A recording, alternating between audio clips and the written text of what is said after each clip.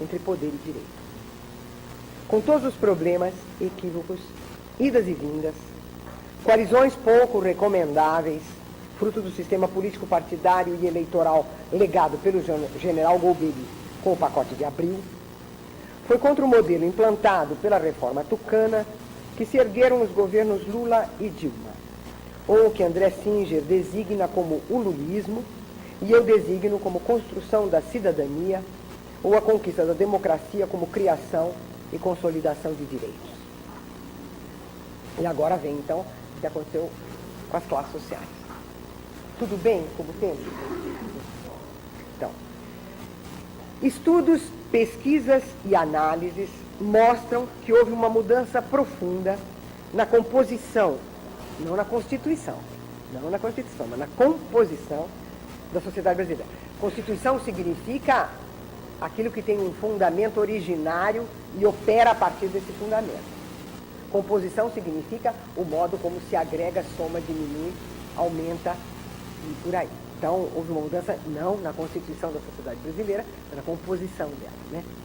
Então, estudos, pesquisas e análises mostram que houve uma mudança profunda na composição da sociedade brasileira, graças aos programas governamentais de transferência de renda, inclusão social e erradicação da pobreza, graças à política econômica de pleno emprego e elevação do salário mínimo, à recuperação de parte dos direitos sociais das classes populares, sobretudo alimentação, saúde, educação e moradia, à articulação entre esses programas e o princípio do desenvolvimento sustentável e aos primeiros passos de uma reforma agrária que permita às populações do campo não recorrer à migração forçada em direção aos centros urbanos. De modo geral, utilizando a classificação dos institutos de pesquisa de mercado e da sociologia, o IPEA segue o costume de organizar a sociedade numa pirâmide seccionada em classes designadas como A, B, C, D e E, tomando como critério a renda, a propriedade de bens imóveis e imóveis, a escolaridade e a ocupação ou profissão. Por esse critério, chegou-se à conclusão de que entre 2003 e 2011, as classes D e E diminuíram consideravelmente, passando de 96,2 milhões de pessoas a 63,5 milhões. Também no topo da pirâmide, houve crescimento das classes A e B, que passaram de 13,3 milhões de pessoas a 22,5 milhões de pessoas. Mas a expansão verdadeiramente espetacular ocorreu na classe C, que passou de 65,8 milhões de pessoas para 105,4 milhões. Essa expansão levou à afirmação de que cresceu a classe média brasileira, ou melhor, que teria surgido uma nova classe média no país. Como sabemos, há uma outra maneira de analisar a divisão social das classes, tomando como critério a forma da propriedade. Tem que dizer isso para um governo petista é de lascar.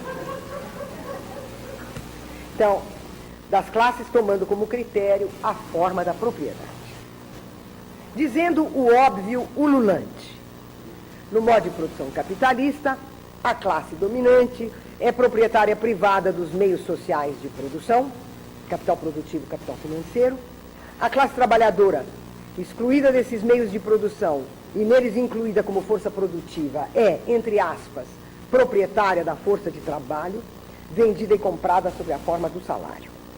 Marx falava em pequena burguesia para indicar uma classe social que não se situava nos dois polos da divisão social constituinte, agora sim a Constituição, né? Constituinte do modo de produção capitalista. A escolha dessa designação, pequena burguesia, decorria de dois motivos principais. Em primeiro lugar, para afastar-se da noção inglesa de middle class, porque em inglês, middle class indicava exatamente a burguesia, situada entre a nobreza e a massa trabalhadora. Né?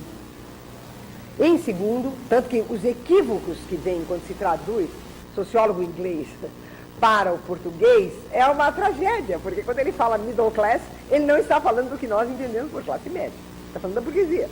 Né? O segundo motivo do Marx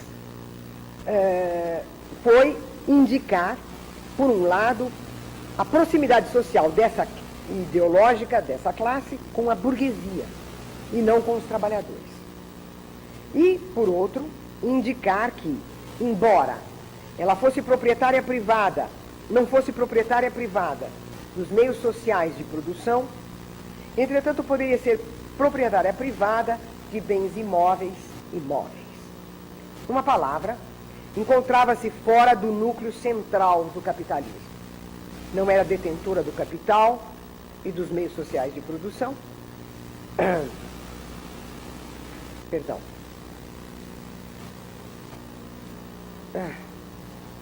E não era força de trabalho que produz capital. Situava-se nas chamadas profissões liberais, na burocracia estatal, ou serviços públicos, empresarial, ou administração e gerência, na pequena propriedade fundiária e no pequeno comércio. É a sociologia, sobretudo de inspiração estadunidense. Eu fui levada a usar estadunidense pelo meu marido, que é estadunidense. Porque ele me disse, se você usa norte-americano, você faz de duas uma. Ou você inclui o México e o Canadá naquilo que os Estados Unidos estão fazendo, ou você exclui o México e o Canadá das Américas. Então, eu de agora por diante uso estadunidense. É horrível, né, estadunidense, mas é o único jeito, né? Então, é a sociologia, sobretudo de inspiração estadunidense, que introduz a noção de classe média para designar esse setor socioeconômico, empregando, como dissemos acima, os critérios de renda, escolaridade, profissão e consumo, a pirâmide de classes ABCDE e a célebre ideia de mobilidade social para descrever a passagem de um indivíduo de uma classe para outra.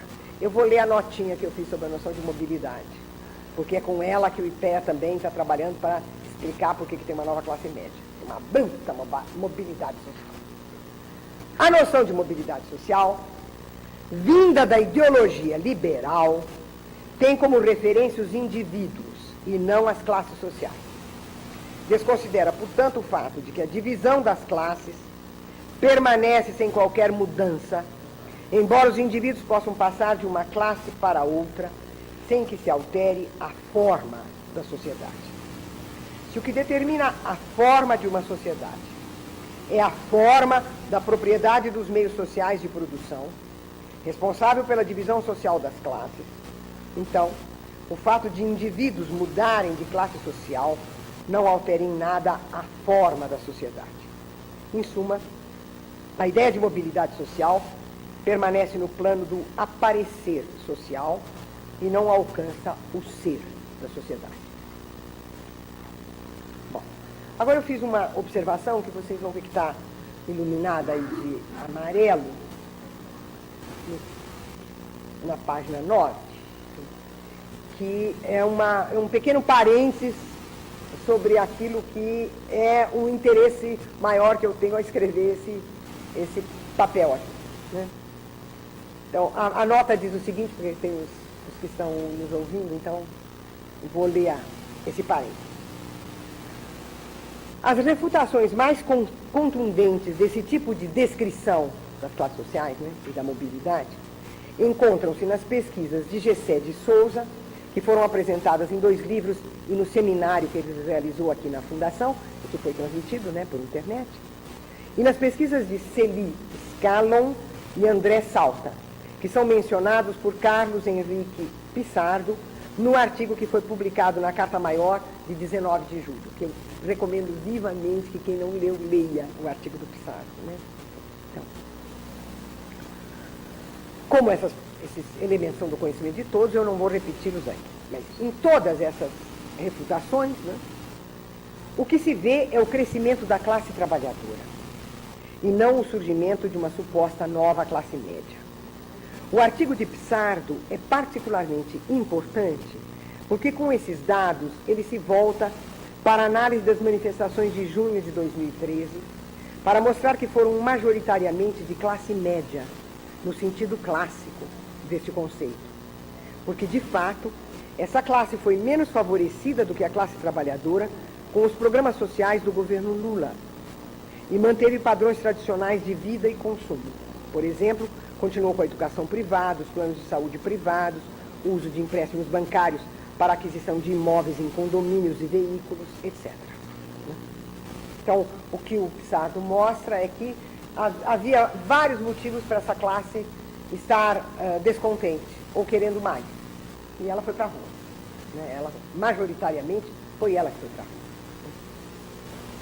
Então, se abandonarmos a descrição sociológica e ficarmos com a constituição das classes sociais no modo de produção capitalista, ainda que adotemos a expressão classe média, se, no caso do Brasil, considerarmos as pesquisas que mencionamos acima e os números que elas apresentam relativos à diminuição e ao aumento do contingente demográfico nas três classes sociais, e se, por outro lado, no caso do modo de produção capitalista em geral, levarmos em conta as mudanças sociais acarretadas pelo surgimento da tecnociência e pela passagem das antigas profissões liberais à condição assalariada, poderemos chegar a algumas conclusões provisórias.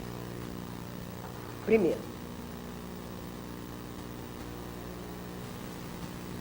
os projetos e programas de transferência de renda e garantia de direitos sociais, educação, saúde, moradia, alimentação e econômicos, aumento do salário mínimo, políticas de pleno emprego, salário de desemprego, reforma agrária, cooperativas de economia solidária, etc., indicam que o que cresceu no Brasil foi a classe trabalhadora, cuja composição é complexa e heterogênea e não se limita aos operários industriais e agrícolas tradicionais.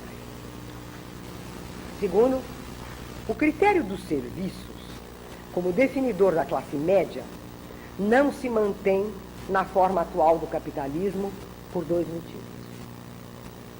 Primeiro motivo, a maioria dos serviços fazia parte da planta industrial fordista e simplesmente, com a desativação desse modelo da produção, houve a terceirização dos serviços, que, entretanto, estão articulados à produção industrial e são um ramo dela.